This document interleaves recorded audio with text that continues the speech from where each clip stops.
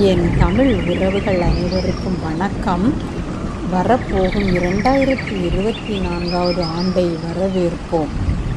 325 நாட்களை ராட்டினத்தை சுழற்றியது போல் சுற்றிவிட்டு மெல்ல அடியெடுத்து வைக்கும் 2024 வருக. உன்னை வானுயர வணங்கி வரவேற்கிறேன். பூக்களும் புன்னகைத்திட வேண்டும். தேசத்தில் அமைதி நிலைத்திட வேண்டும். நோய் நொடிகள் விடைபெற்று சென்றிட வேண்டும்.